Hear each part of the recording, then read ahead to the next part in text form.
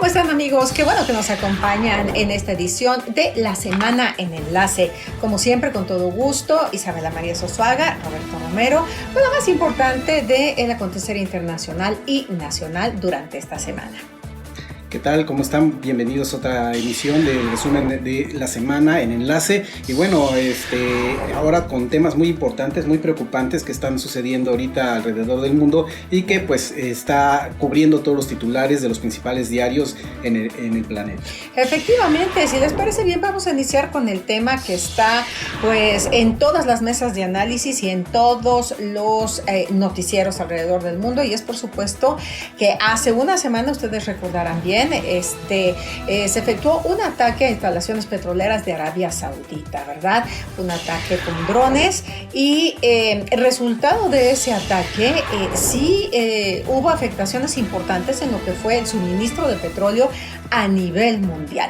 Entonces, dentro de lo que es este ataque que sucedió en Arabia Saudita, la situación es que básicamente quien reivindicó este ataque fueron los rebeldes yemeníes, ¿verdad? Que son los hutíes, y que según dicen ellos, se llevó a cabo este ataque para recordar a la coalición de la cual forma parte Arabia Saudita en contra de Yemen, que Arabia Saudita está pues protegiendo, está apoyando a lo que es el régimen gubernamental, para recordarles que en un momento determinado sí pueden ser susceptibles de sufrir afectaciones importantes en lo que es la industria más vital de Arabia Saudita. Entonces, bueno, a partir de este ataque, ¿qué no ha sucedido, no? Las reacciones de Estados Unidos, reacciones del mundo, y bueno, lo primero que sucedió fue que Estados Unidos culpó a Irán.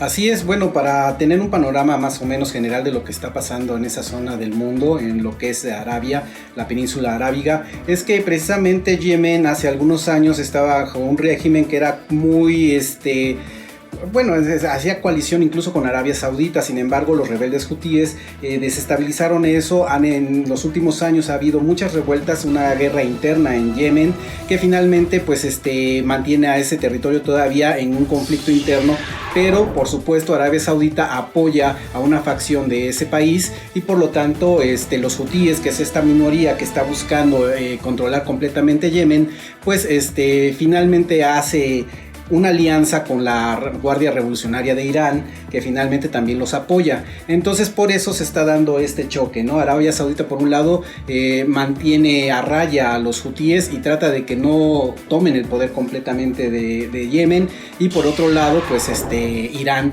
pues sigue de alguna otra manera patrocinando a esta rebelión hutí, y que pues ahora es por eso que se está acusando que Irán está detrás de todos estos ataques, que fueron ataques con drones a instalaciones petroleras de Arabia Saudita, que es, como todo el mundo sabe, Arabia Saudita es una de las principales potencias petroleras a nivel mundial, y quienes finalmente pues basan toda su riqueza precisamente en la explotación de este recurso no renovable. Bueno, pero aquí lo más interesante de todo esto es que según las investigaciones llevadas a cabo por Arabia Saudita, según las pruebas de pues lo que se recogió, los pedazos de drones, etcétera, se llegó a la conclusión de que se dispararon 7 misiles cruceros de esos drones, ¿correcto? Que traían esos drones. Y que al recoger los drones, lo que se encontró fue que las tarjetas inteligentes y todo lo que era la tecnología es de origen iraní, según Arabia Saudita, ¿no? Entonces, por eso Arabia Saudita dijo, no, sí fueron los de Irán. Irán está detrás de esta situación. Es interesante ver que, bueno, por ejemplo, el presidente de Irán, Rouhani, dijo que, bueno, después de este ataque, Arabia Saudita debiera tomarlo como una lección de lo que le pudiera suceder, que en lugar de ellos, acusando a Arabia Saudita de bombardear y matar civiles en Yemen, los rebeldes hutíes dispararon atacaron a lo que es pues las instalaciones de petróleo, que es algo sumamente importante para Arabia Saudita, pero también para el resto del mundo occidental, ¿no? Recordemos que Arabia Saudita es el primer productor y exportador de petróleo en el mundo, y precisamente a raíz de este ataque, lo que fue el barril de petróleo inmediatamente después aumentó un 10%. Y no solo eso, estos ataques afectaron entre un 6 y un 7% de lo que es el abastecimiento mundial. Es mucho. Es muchísimo, o sea, se oye poquito, pero es una barbaridad. Tanto que Estados Unidos consideró inmediatamente empezar a pues aportar mayor cantidad de petróleo a lo que era el mercado petrolero mundial, precisamente para poder abastecer ese 6 o 7% que sufrió pues una baja a raíz de este ataque. El secretario de Estado Mike Pompeo pues viajó a Riad, la capital de Arabia Saudita, y lo primerito que dijo cuando se bajó del avión fue que esto era un acto de guerra y que Arabia Saudita tenía el derecho de responder este ataque y considerarlo un acto de guerra. Así es, bueno, finalmente, a pesar de todas las declaraciones que hizo Rouhani, formalmente Irán dice desmarcarse de esos ataques, dice que ellos no fueron los que lo orquestaron. Sin embargo, pues como dices, las investigaciones están marcando de que pues por lo menos, si no fue directamente, al menos ellos sí proveyeron esas armas a las personas que lo hicieron, el ataque, que perpetraron ese ataque. Entonces, en este caso, pues Estados Unidos, como dices, la reacción fue inmediata. Por supuesto, al ser un aliado muy muy importante de Arabia Saudita, pues incluso Donald Trump y parte, como dices, el secretario Mike Pompeo, pues a final de cuentas están diciendo o tratando de decir que pues ellos van a estar respaldando a Arabia Saudita y que por supuesto si es un acto de guerra y si todo se embona hacia culpar a Irán o algo, por supuesto Estados Unidos dice que sí va a haber represalias y pues por supuesto eso prende los focos rojos, sobre todo porque en el estrecho de Hormuz, que está precisamente en la parte sur de la península arábiga, pues ahí pasa todo el petróleo casi que surte a gran parte del mundo, y pues al haber un conflicto en esa zona, pues los precios petroleros se van a los cielos. Finalmente es una cuestión importante el tránsito de barcos petroleros en la zona. Ahora imagínense en un conflicto armado, pues ese se vería interrumpido y por supuesto el precio del petróleo se iría a las nubes. Efectivamente, es de interés mundial, definitivamente, es capital el poder proteger no solo el transporte, ¿verdad?, de lo que es el crudo a través del estrecho de Hormuz, sino también el proteger lo que es el abasto de el petróleo, del crudo a nivel mundial. Y bueno, precisamente en este sentido, como bien señalas, Estados Unidos lo primero que dijo fue, bueno, yo apoyo a Arabia Saudita, y incluso Donald Trump llegó a manejar la posibilidad de alguna medida de tipo militar. Después como que todo el mundo se calmó, todo el mundo se sentó y dijeron, bueno, lo que pasa es que hay muchas formas de tratar con Irán y no necesariamente la guerra es una de ellas, pero no necesariamente la única. ¿Y qué fue lo que hizo Estados Unidos? Bueno, pues estableció más sanciones económicas. Según el presidente Donald Trump, son sanciones las más absolutamente drásticas que se le han impuesto a ningún país jamás. Bueno, por lo menos por parte de Estados Unidos, ¿no? Y también impuso sanciones al Banco de Irán.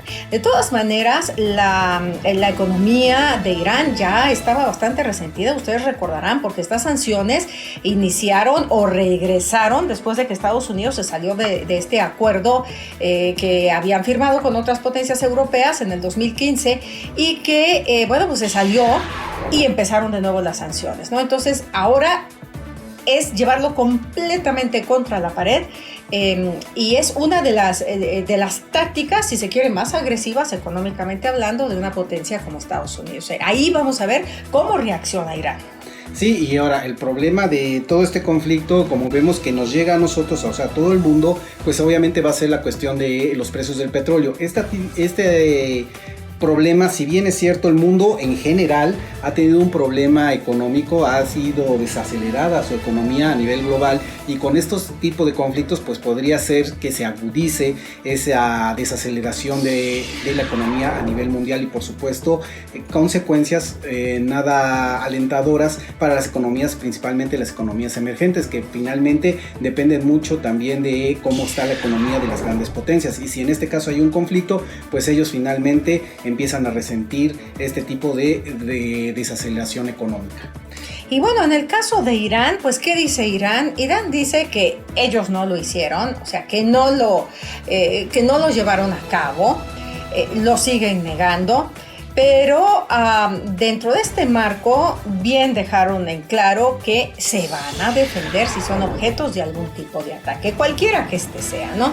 Dentro de esta opción o esta baraja de opciones que está manejando Estados Unidos e incluso Naciones Unidas, era algún tipo de reunión en Naciones Unidas entre los diplomáticos de Estados Unidos y de Irán. Pero lo que es el Ayatollah Khamenei cerró esa posibilidad y dijo que Irán definitivamente no va a tener ningún tipo de diálogo con Estados Unidos. O sea, está cerrada esa posibilidad y pues en la cuestión diplomática parece que por esa vía no va a ir.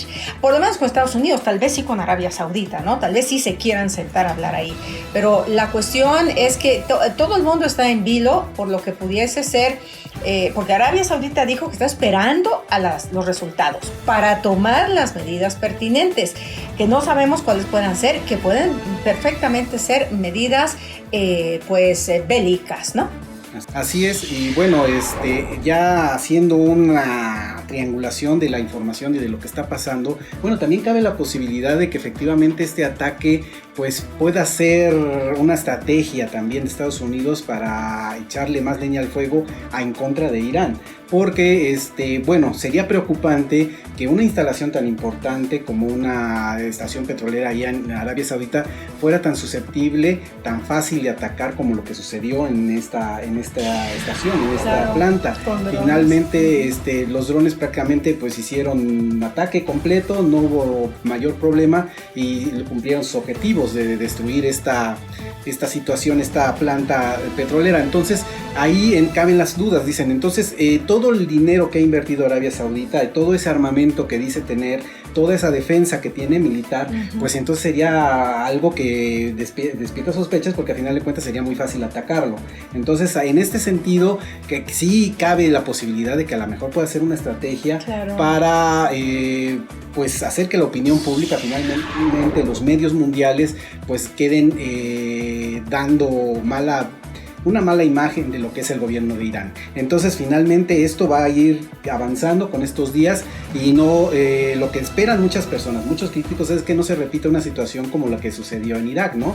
Que finalmente siempre se le acusó de tener armas de destrucción masiva y nunca se encontraron, nada, ¿no? Incluso el gobierno francés años después reconocieron que ellos nunca encontraron evidencias de que efectivamente Irak tuviera armamento de ese tipo. Entonces lo que está pasando ahorita en Arabia Saudita pues también tiene que ser bien analizado, que tiene que ser perfectamente estudiado por parte de los organismos internacionales para que no se repita una situación como lo que sucedió en Irak, porque finalmente, sean buenos o sean malos, a final de cuentas, un conflicto bélico en esa zona podría desestabilizar, como estábamos mencionando, la economía a nivel global, y desafortunadamente los beneficiarios siempre van a ser los fabricantes de armas. En este caso podrían ser las superpotencias como es Rusia y Estados Unidos, ¿no? Rusia, China. Entonces sí sería grave que a final de cuentas se hiciera este tipo de cuestiones por una estrategia económica, por una estrategia geopolítica, y menos sería agradable enterarse de que a final de cuentas fue solo propaganda y no haya evidencia exacta de que estos ataques se hayan perpetrado por parte de Irán. Recordemos también lo que está pasando en Siria, ¿no? En Siria igual siempre se le acusa al gobierno de Bashar al-Assad de que ha usado armamento químico, sin embargo pues las evidencias no se encuentran como tal. Entonces Estados Unidos normalmente lo que hace es aplicar sanciones, como ahorita está haciendo con Irán, pero basado en supuestos y no presentando evidencias ante los organismos internacionales, y esto es algo que preocupa o debiera preocupar a los organismos internacionales, porque finalmente es hacer propaganda y sacar beneficio de este tipo de manejo de información por parte de los Estados Unidos con algún tipo de fin. Ya veremos cómo va fluyendo la información en estos días. Esperemos, por el bien de todos, que finalmente este tipo de estudio arroje que fue algo hecho por los rebeldes, como dicen, y que no pase a mayores, ¿no? Precisamente, qué bueno que mencionas los organismos internacionales, porque Naciones Unidas envió un equipo de expertos precisamente a Arabia Saudita para estudiar cómo fue que se llevó a cabo el ataque, para por supuesto investigar todos los drones o todos los pedazos de drones que se lograron levantar, etcétera. Entonces hay que esperar a los resultados de esta investigación totalmente independiente, porque tan preocupante es la situación que por eso enviaron un equipo de expertos de inmediato Naciones Unidas. Y bueno, pues Antonio Guterres, que es el secretario general de Naciones Unidas, dijo que todo el mundo debía calmarse y que las investigaciones debían realizarse en tiempo y forma para que sepamos exactamente qué fue lo que pasó. Mientras todo esto sucede, según el New York Times, ya el Pentágono puso sobre la mesa todas las posibilidades de ataque para Irán. O sea, esta ya es una situación que ya estaba como que preparada, ¿no? Ya estaba preparada, porque qué casualidad que el New York Times ya supo que el Pentágono se organizó y ya tiene bien definidos cuáles van a ser algunos de sus principales blancos. Por supuesto, las principales instalaciones petroleras de Irán. Eso de cajón.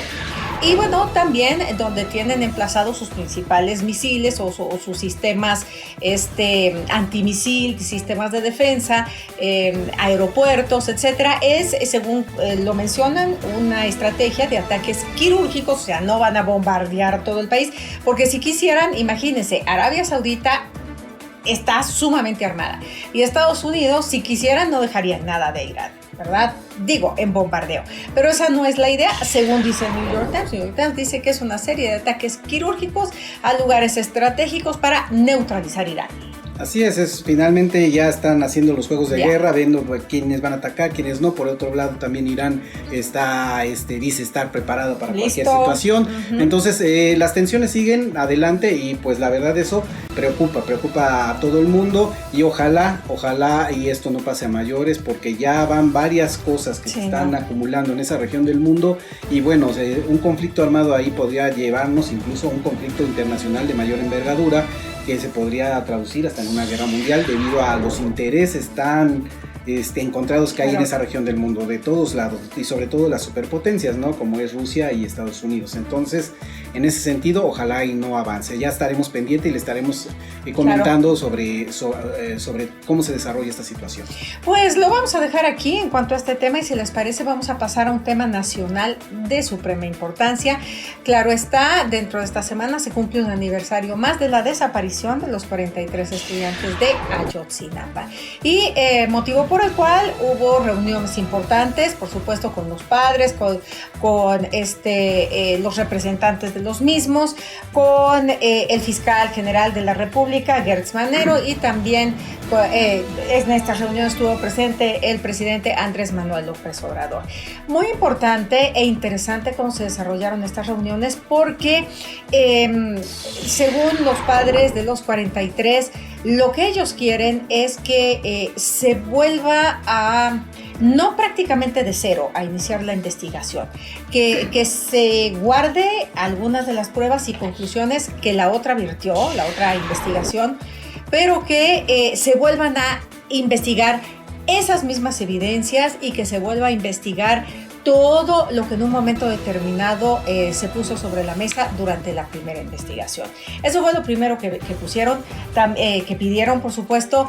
También, independientemente de eso, pidieron juzgar a Murillo Karam y a Tomás Herón por haber presentado al público lo que llamaron la verdad histórica, que resultó que no era ni verdad ni era histórica, y que pues lo que hicieron fue desviar y perder el tiempo durante mucho tiempo, y que nos llevó al punto donde estamos, que seguimos sin saber qué pasó y dónde está. Así es, bueno, finalmente por así decirlo, recuento de lo que está pasando en torno a este caso, pues finalmente es ver, ahora es una como doble investigación. Por un lado, la línea directa es ver qué sucedió con estos 43 personas, y por el otro lado es juzgar la anterior investigación para ver qué anomalías existieron porque con base a esos estudios podrían encontrar líneas de investigación que los lleven ahora sí a esclarecer los hechos tal como sucedieron en aquella época. Y finalmente es algo que es un acierto finalmente lo que está haciendo el gobierno, porque de alguna otra manera los padres de los 43 han encontrado, según ellos dicen, pues una mejor manera de cómo se vaya a hacer la investigación.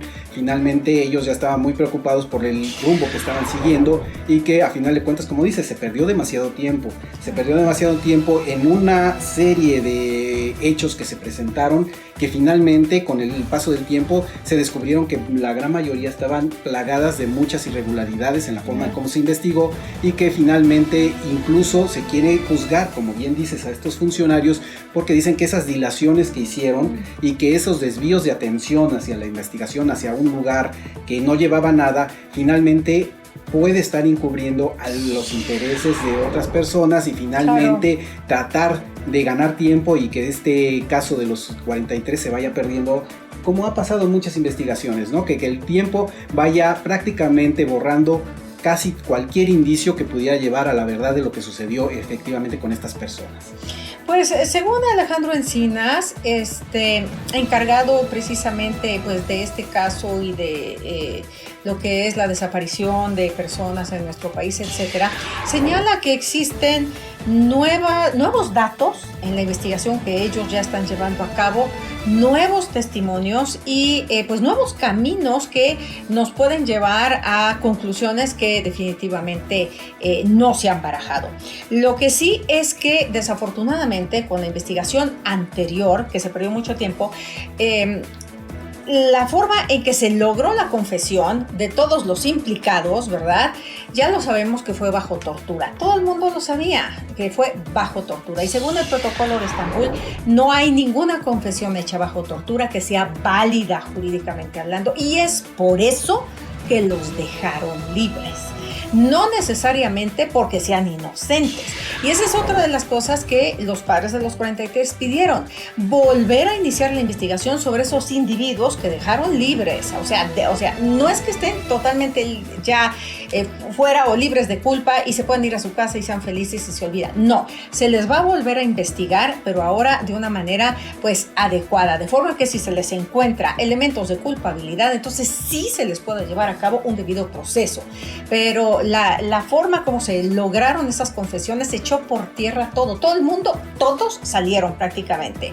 Y imagínese usted que este señor José Luis Abarca y su esposa Ángeles Pineda, ustedes se acuerdan de estos personajes, ¿verdad? Que fue todo un show cuando los encontraron y que era el alcalde de, pues precisamente era Iguala, ¿no?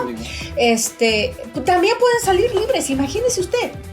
Bueno, si ya sacaron como a 50, 60, ellos también tienen derecho a que se les aplique la ley de la misma forma y pudieran salir libres. Entonces, esto es una situación que, por supuesto, los padres de los 43 están indignados, las autoridades están indignadas, pero lo que nos dicen es esto: se va a volver a retomar, se va a volver a investigar, se van a seguir nuevas líneas de investigación y todos estos individuos van a volver a ser investigados, ¿no? Aquí la cuestión es volver a arrestarlos. ¿A dónde se van a ir después de que los dejaron libres? O sea, no se van a, si son culpables, no se van a quedar aquí para que los vuelvan a arrestar. Sí, y es que sí, como hay algunas personas que critican eso, lo que sucedió anteriormente, es que precisamente esta tortura, esta forma de sacar las confesiones con tortura, finalmente fue plan con maña. Es decir, es precisamente para que en un futuro, como ahorita lo que está sucediendo ahora, los dejaran libres. Es decir, algunos acusan de que el actuar de las autoridades en aquel momento fue precisamente pensando en esta situación y dejar que el tiempo corriera y finalmente salieran libres. Precisamente si alguien investigaba bien cómo estaban las cosas, pues los iban a dejar libres por precisamente el debido proceso. Entonces, pues esto se tiene que investigar bien y se tiene que llegar a fondo y veremos qué arroja, ¿no? A final de cuentas. Efectivamente. Y bueno, pues si te parece, vamos a terminar esta edición con una noticia verdaderamente positiva. A mí me encanta este tipo de noticias porque me parece que la participación de los niños, de los jóvenes, de las generaciones que van a tener en sus manos ya en los próximos años el planeta es muy importante. Cerró la semana una gran movilización mundial alrededor del mundo de protestas en contra del cambio climático. Desde Sydney, Australia, hasta Río de Janeiro, todas, en todo el mundo hubo movilizaciones, lo que se llamó una huelga por el cambio climático, de jóvenes, de niños que dejaron las aulas, que no fueron a clases precisamente ese viernes y que se lanzaron a las calles con pancartas y todo para pedir a los políticos, para pedir a los adultos que ya tomen decisiones serias, decisiones que verdaderamente frenen lo que es el cambio climático y que no solo signifique esto que muy pocos, ¿verdad?, continúen con determinado tipo de industria que les interesa solo para enriquecerse mientras continúan con la contaminación y continúan con la deforestación y con esta situación de ganadería descontrolada en números gigantescos que lo que está haciendo es afectar el clima mundial. Entonces los chicos, niños, jóvenes, encabezados por esta adolescente que se llama Greta Thunberg, pues se lanzaron a las calles en movilizaciones que se calcula fueron alrededor de 5,000 alrededor del mundo en 150 países. Así es, bueno, un movimiento que ha ganado fuerza desde esta niña que finalmente, bueno, esta adolescente que inició sus protestas ella sola en el Parlamento enfrente con su carteloncito. Precisamente pidiendo que los gobiernos hicieran algo al respecto, precisamente en contra de lo que está pasando, que es el calentamiento global, que es algo que preocupa a todas estas nuevas generaciones. Y qué positivo que precisamente sean los jóvenes y los adolescentes quienes estén uniendo para hacer este tipo de demandas, precisamente porque son ellos los que van a heredar finalmente el planeta y son los que les van a tocar lidiar con todo lo que nosotros dejemos de no hacer algo que sea efectivo, que sea contundente para dar un freno al calentamiento global. Y bueno, México por supuesto no estuvo exento de esto. Afortunadamente también en la Ciudad de México y en otras ciudades en todo el país hubo movilizaciones también en apoyo a este movimiento, precisamente para hacer que los gobiernos volteen la cara y que efectivamente hagan políticas que vayan encaminadas a darle una solución contundente, una solución permanente a esta situación del calentamiento global. Entonces, finalmente estamos en un tiempo donde parece ser que a muchos gobernantes, como en el caso de Bolsonaro allá en Brasil, parece ser que se les olvida que somos parte de un mundo, que solamente tenemos un solo mundo, como dicen estos movimientos, y que finalmente creen que la situación de salvar la economía de sus países en esa localidad a través del aprovechamiento desmedido de los recursos naturales, que con eso van a salvar a sus países. No saben que el calentamiento global afecta a todos y no discrimina, no tiene fronteras. Entonces, a final de cuentas, es resolver problemas a corto o mediano plazo, pero a largo plazo esto nos va a costar miles de millones de pesos, de dólares. Entonces, finalmente el calentamiento global, incluso si lo vemos desde el punto de vista económico, es algo que puede llegar a afectar la economía mundial de manera contundente. Entonces, este tipo de movilizaciones, qué bueno que ha ido creciendo y qué bueno que más personas se suman, finalmente, porque entre más sean, pues los gobiernos van a tener que voltear finalmente a ver, a tratar por lo menos de responder estas demandas que hacen estas movilizaciones y que finalmente se haga algo contra el calentamiento global, porque se dice mucho, por ejemplo, en las reuniones mundiales se llegan acuerdos que de repente dicen que sí, que para el 2050, otros que no, que ya para el 2070, en fin, que ya van a hacer algo para evitar el calentamiento global. Sin embargo, solamente queda en eso. Y en la práctica se siguen talando bosques, se sigue produciendo más coches con motor de combustión interna. Usando más carbón. Se usa más carbón en la industria. Entonces finalmente sigue como que los intereses económicos más grandes como que ni siquiera voltean a ver estas demandas, ¿no? Pues este movimiento mundial que se llevó a cabo cerrando la semana culminó precisamente en las calles de Nueva York por las reuniones de la Asamblea General de Naciones Unidas.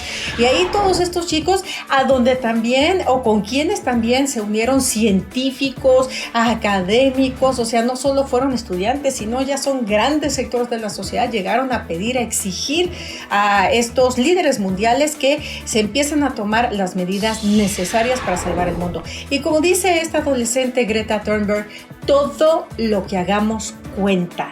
Es también, no solo de cuestión de los líderes, también nos toca a nosotros reciclar, cuidar el agua, no contaminar, todo lo que hagamos cuenta. Ella comentaba muy rápidamente que los maestros le decían, vayan a estudiar, cuando ya sean grandes y adultos, ustedes van a resolver el cambio climático. Ella dice, para entonces puede ser demasiado tarde. Así es, y bueno, también nosotros también todavía podemos hacer cosas, o sea, no nomás dejemos las cuestiones para las nuevas generaciones. Claro. Nosotros como ciudadanos podemos sembrar un árbol, o sea, si cada familia, cada casa tuviéramos un árbol, créanme que el calentamiento global sería un poquito menos. Efectivamente. Y bueno, pues ya con esto cerramos. Los instamos, claro, a que se unan, ¿verdad? Este movimiento, ser proactivos. Y cerramos la edición de La Semana en Enlace. Que tengan una magnífica semana y por supuesto los queremos ver aquí para la siguiente semana con más información. Hasta luego. Hasta luego.